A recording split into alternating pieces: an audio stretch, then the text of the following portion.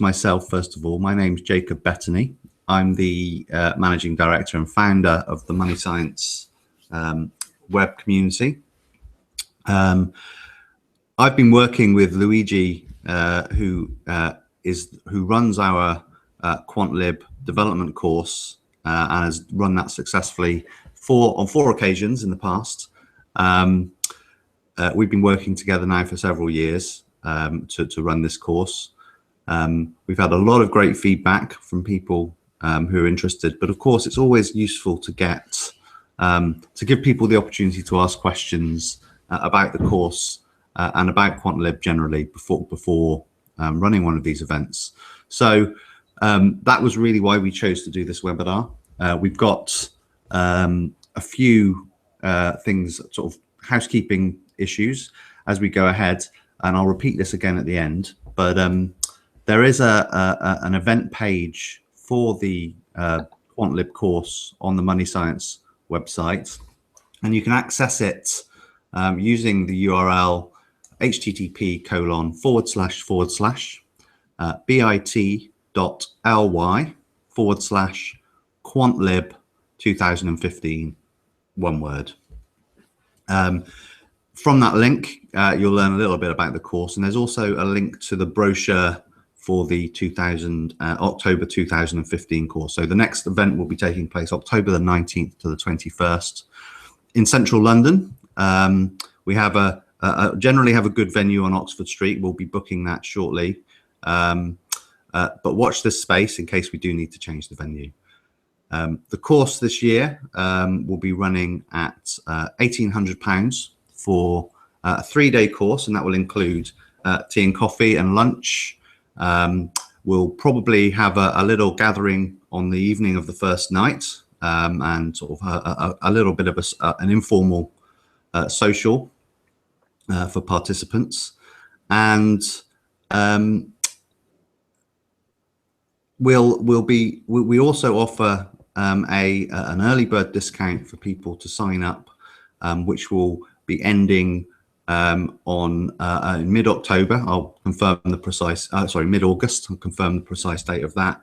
And we also offer discounts for groups. So typically we'll offer a 15% discount on the sign-up price for groups of 2 or more, and 20% for groups of 3 or more. And with that, I'm going to hand over to Luigi, who can tell us a little bit about the course. And let me just add, we also have space for questions. There's a little box for questions. If you do have any questions specifically you'd like to ask him, then do include it in there. Thanks very much for joining us. And with that, I'm going to hand over to Luigi. Thank you, Luigi. Thanks, Jacob. Well, yeah, as you said, we had the course a few times now. It's been an interesting course to give. It's well, it's pretty intense. It's 3 days at the end of which both me and the delegates are kind of tired, but in a good way. There's a lot of effort put in on either part, as you see. But it's I think it turns out fine in the end. Well, as Jacob said, well, let me show just a few slides that I have prepared for the occasion. Okay, here we are. As Jacob said,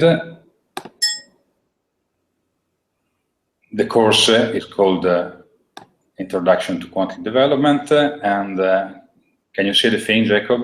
Yes, we've got that. Okay.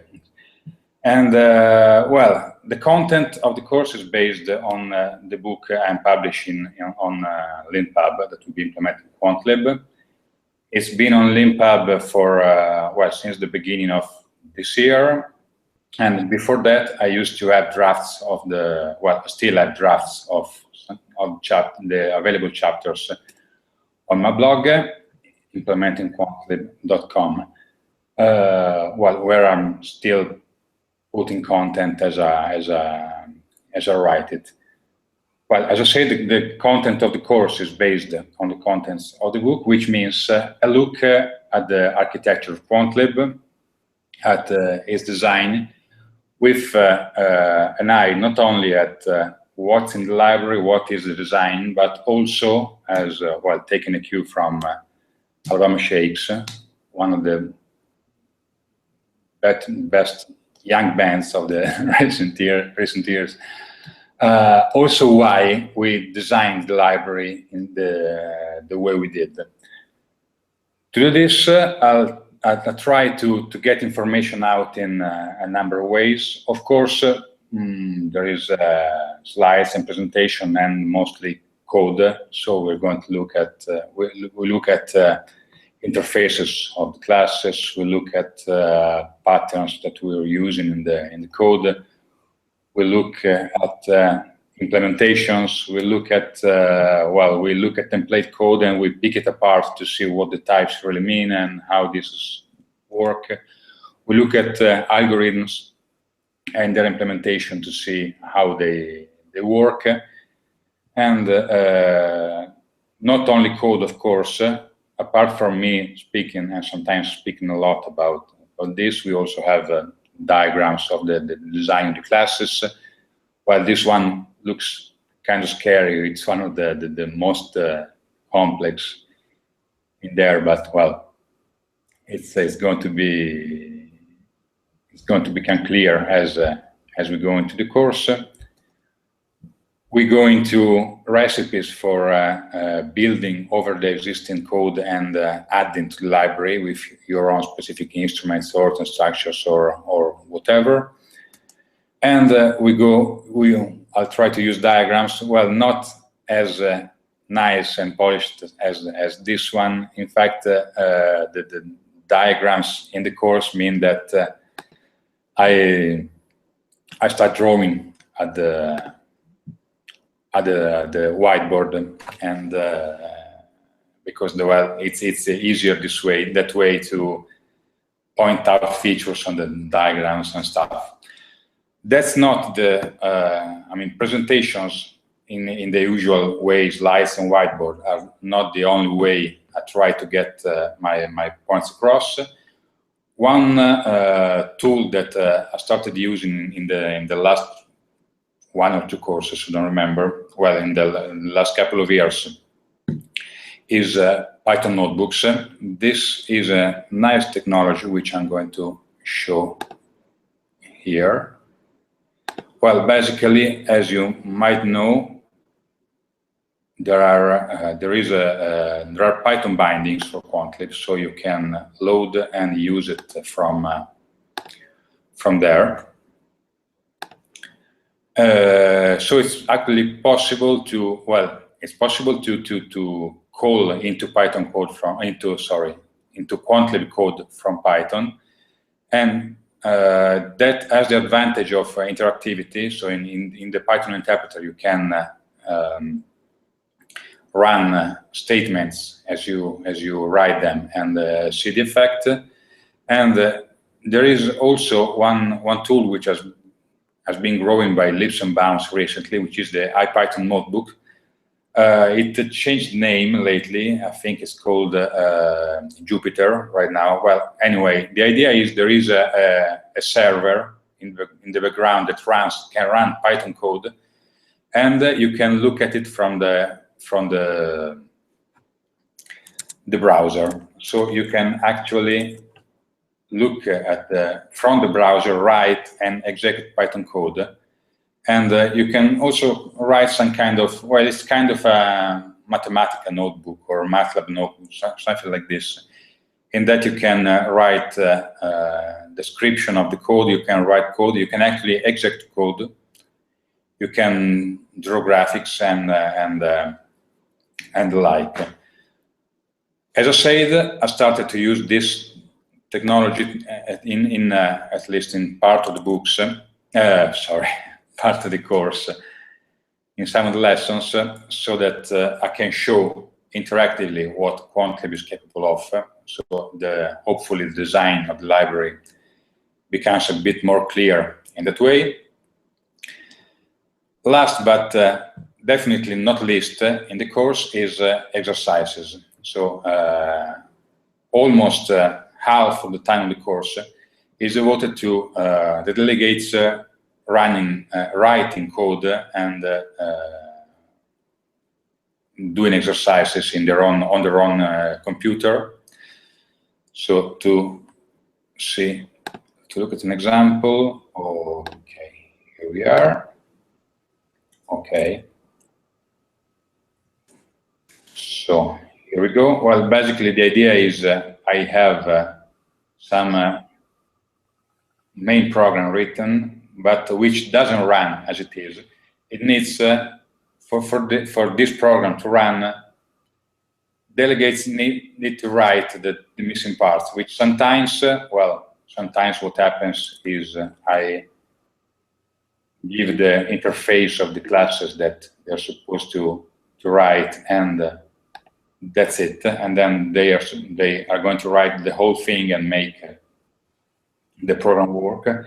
Sometimes it's later in the course when they are more acquainted with the library, it's less useful to write everything. So maybe I give them a sketch of the class, but they still have to write like in this case, the relevant logic, the relevant parts of the algorithms and stuff. So this is I'm guessing this is the most intense part for delegates. This is where they put in the most work. I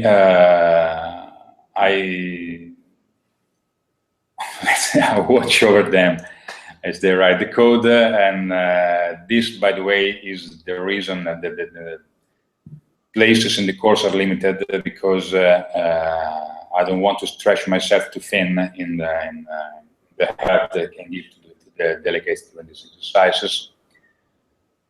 And that's about it for the way I run the course. And 1 minute about the contents, which you'll be able to look at the contents of the course from the page Jacob has set up.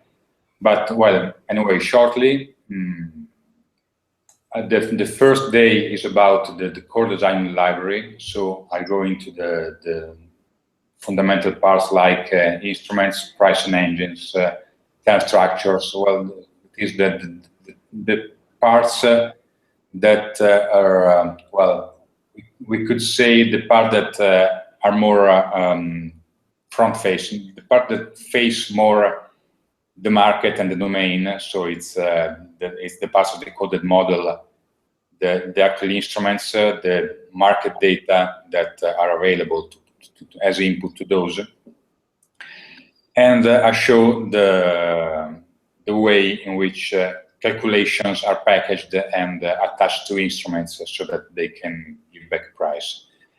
In the second and third day, I look at two more specific frameworks, which they have no corresponding concept in the real world, let's say in the market, but they are mathematical and technical frameworks. One is the Monte Carlo framework. The other one is the tree framework. They are used to write to price the instruments. So in these days, I go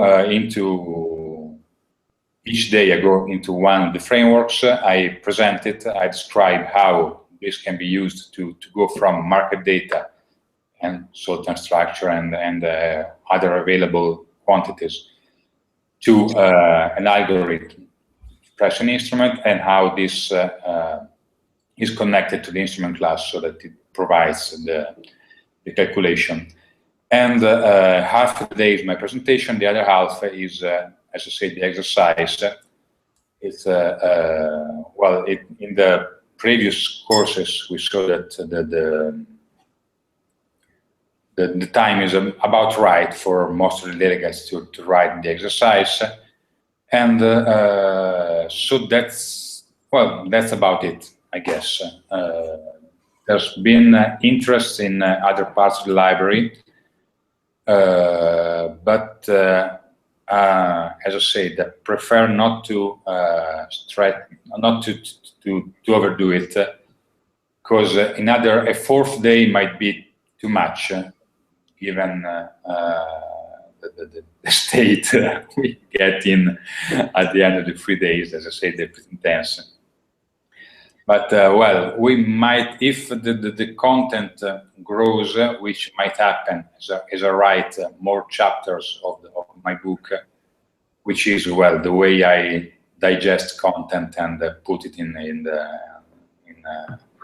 get it clear in my head and get it ready for presenting. And if the content grows, well, we might try some other solutions, like I don't know, maybe different editions of the course with different content for the frameworks. Of course, this is the first Jacob is hearing about this, so he's probably thinking about how to manage that. But well, we'll see. As I said, for this October, Monte Carlo entries is the content, as we did in the previous edition of the course, and well, that's it, I guess, for my presentation of the course. So I'll leave it to Jacob to see if anyone has appeared, or to ask more questions himself if he wants. So I will. I'm going to be a proxy for the people who are watching. Who is the course suitable for? Well, mostly people who want to not only to use QuantLib, but also maybe to add their own instruments. Then maybe they have instruments that to price that are not covered by QuantLib as it is, so they need to add the instruments or other features to the library. This is the course for them.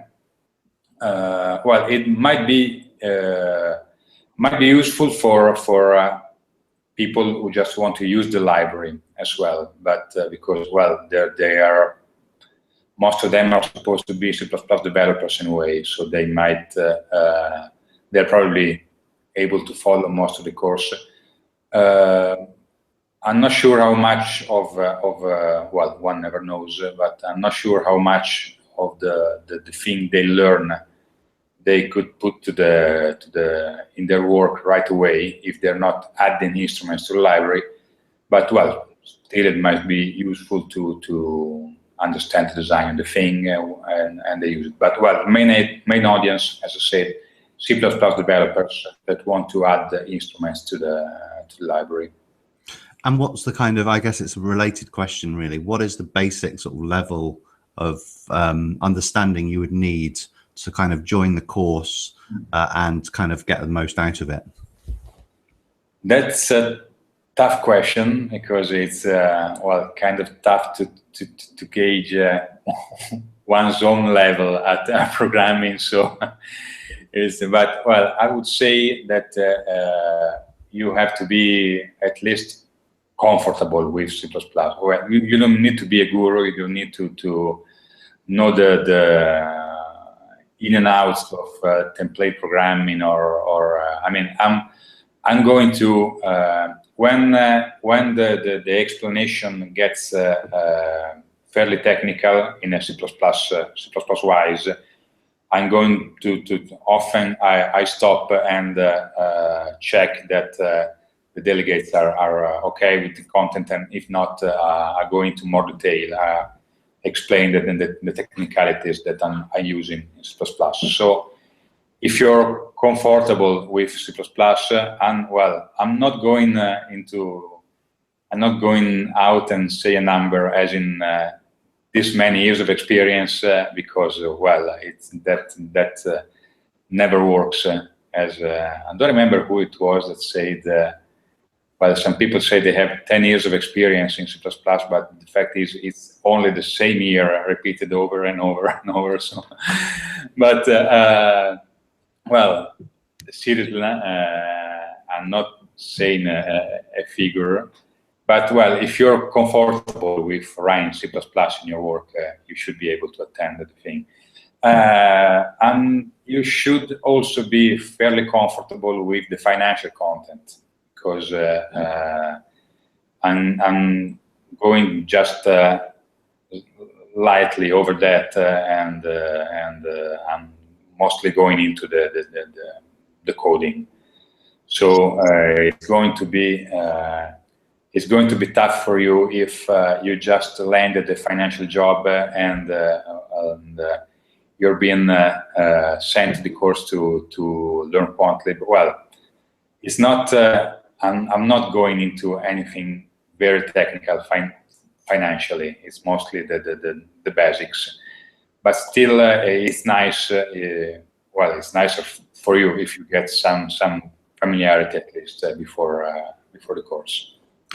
And to what extent are you able to give people sort of individual attention on the course? I mean, we said that we tend to keep the course sort of small. It's intensive. There's no doubt about that.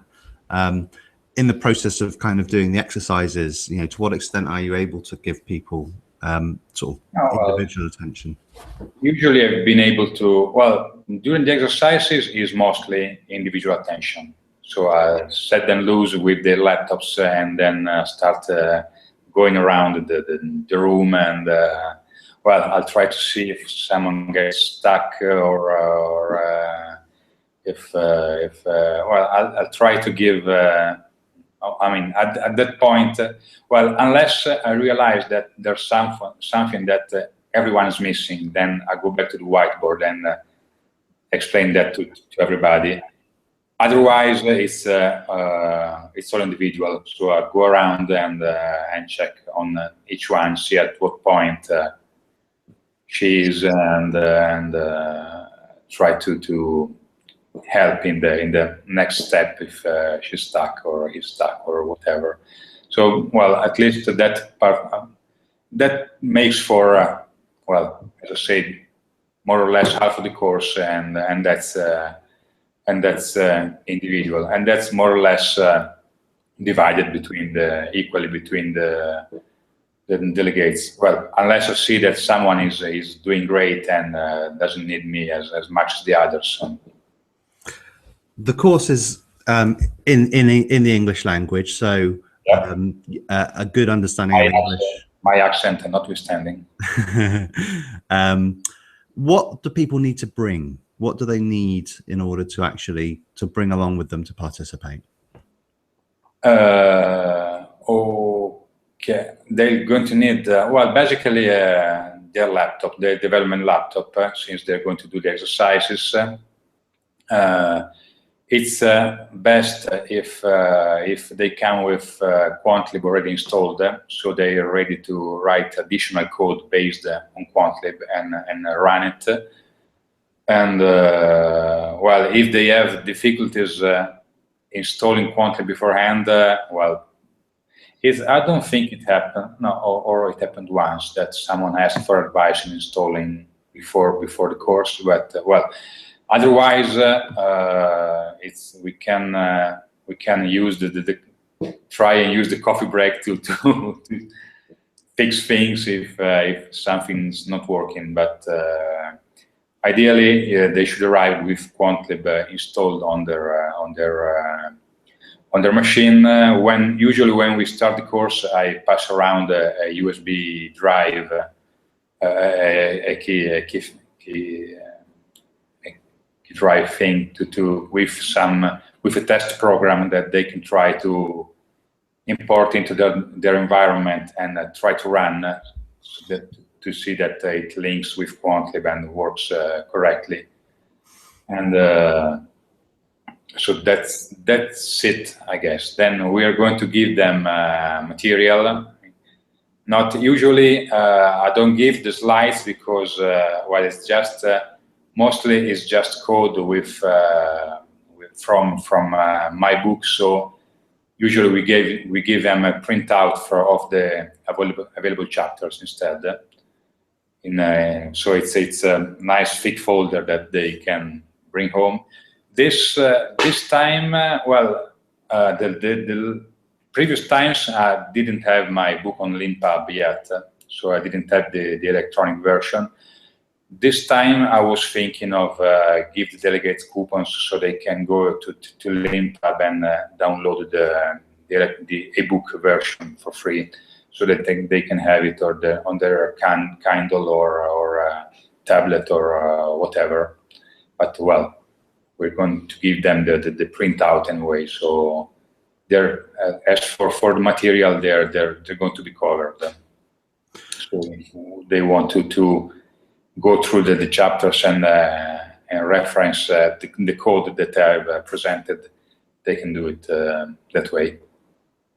Okay, I'm going to jump a little bit now for sort of a slightly different angle on the question. But sort of aside from the course, what advice would you give to people who were starting to learn QuantLib and wanted to kind of get into the position where they would be prepared for the course? How would you advise people who wanted to start learning QuantLib?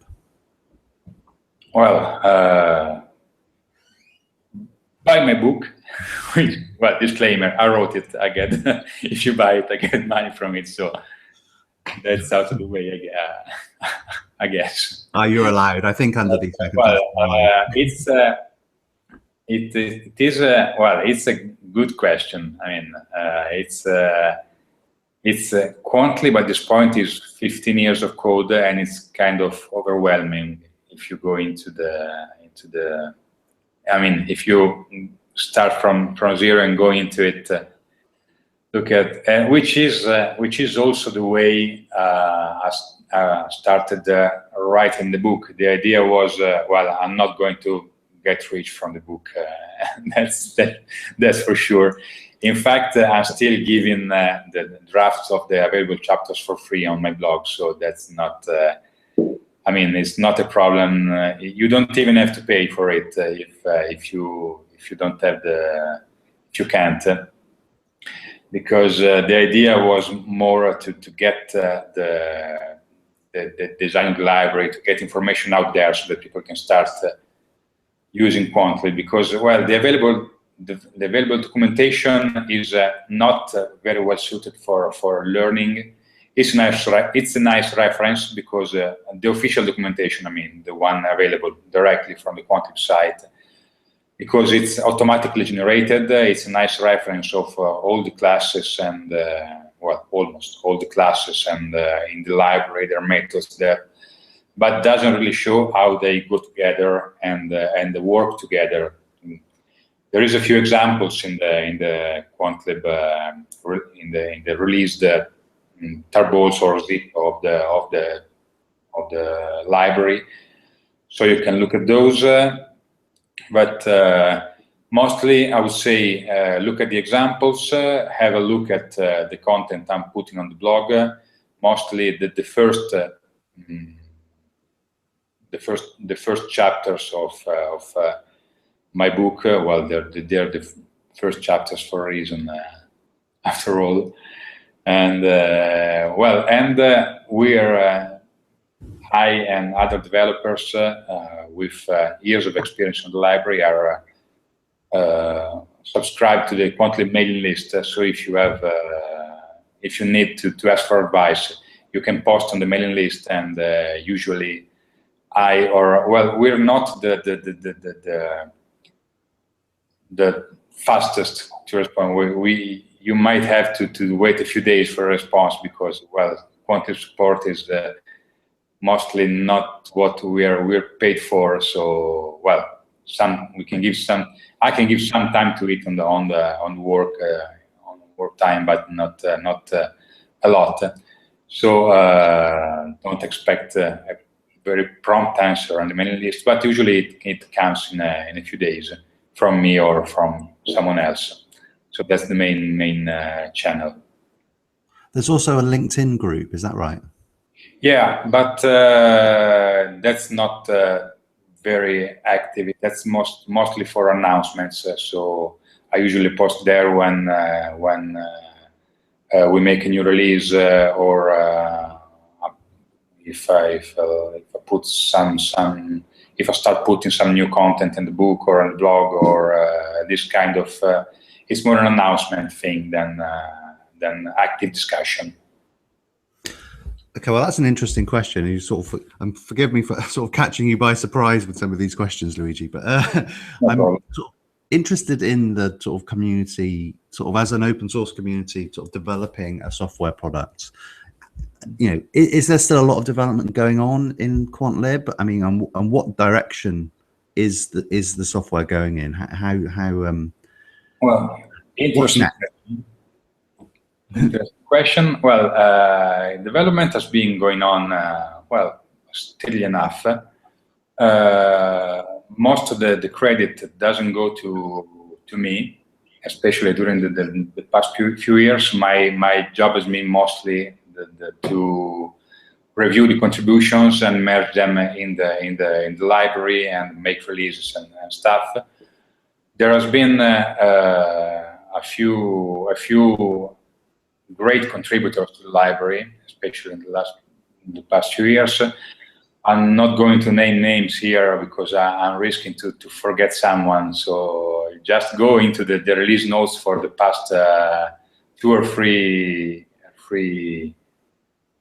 releases, and well, you'll see who contributes, the people who contribute the most and who are the most active. But there are a few great contributors. There are also a lot of people that contribute maybe small fixes or maybe and that's great. I mean, that's every bit helps. So they also help the library growing, and the release has been new release has been put out. Even people that usually I always try to give credit and say thanks to people, even if they don't contribute the actual fix. If they just point out a bug or something, that's great, because then someone else goes in, looks at the problem, and then send me the fix. I mean, every bit helps. So I want to give credit and thanks to everybody that contributes in any way, because well, everybody helps making new releases. As I said, the new development has been going on steadily enough for the past few years. There might be a few, well, not really surprises, because there's been talk about them on the mailing list, and on a couple of blog from QuantLib developers. There might be in the short term some big contribution on adjointed automatic differentiation, which would mean well, would mean a contribution that let me abort. I'm not going into automatic differentiation right now. It's a complex matter, but well, if you're interested in it, as you should, because it's a great thing in finance. We might add the support for that in QuantLib as a separate release in the short term. There has been work on that by Alexander Sokol and Compatible, which is about to send me his contribution. There has been also a parallel work on this from Peter Kaspers, who wrote about it on his blog and made it available on his GitHub account. There has been, let's see, there is some great work going on interest rate structures, interest rate curves from Ferdinando Metrano and some of his collaborators. They are going to contribute it for next, well, next or one of the next releases. There's some great coding underway, which I hope will find its way into some of the next libraries this year or the next. It sounds exciting. It sounds very exciting. So it's Yeah, it very is. much a live open source project, which is great to hear. And I'm kind of irked at not being able to give it more time than I mean, going into the actual coding for it. But well, as many developers, when they start having to manage things, and the time for coding gets less and less. So, well, I guess it's helping anyway. I mean, the non-coding work I do.